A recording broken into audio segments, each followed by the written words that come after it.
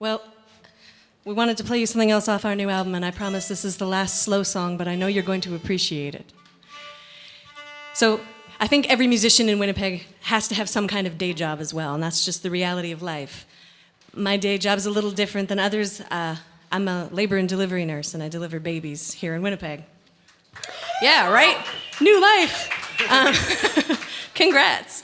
But you know what it was? There was this great doctor that I worked with, who was an Irish fellow who'd been around for so many generations that he'd delivered 4 generations of women in the North.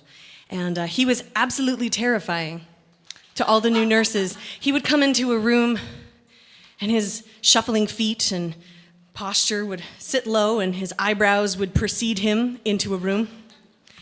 And all the new nurses were terrified of him, and for good reason. It's because he took no crap, exactly none. And in our very first delivery together, he didn't ask my name, he didn't look at me, he just yelled out a ton of instructions, and I tried really hard to be a good nurse.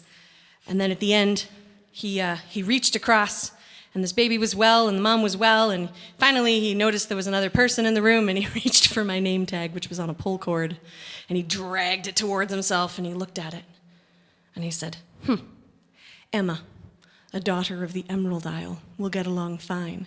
And then he snapped it back into my chest as hard as he could. And I thought, oh my gosh, we're friends. Okay, this is great. So I put up a poster in the break room saying, hey, we're having a CD release. This was a couple years ago. And he walked into the break room just as I was walking out, and he said, what's that? And before I could say something, another doctor said, oh, that's Emma. She's our singing nurse. And I was like, oh God. He says, prove it.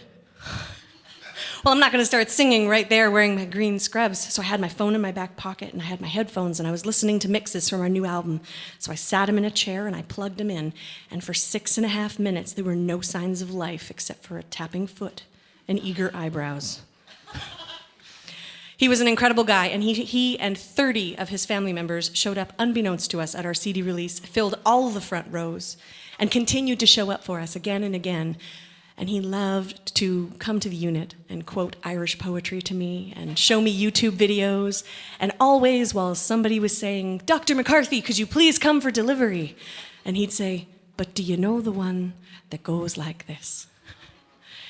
And we went on tour, and the great Dr. McCarthy had just retired, and we got word that while we were gone, he passed away.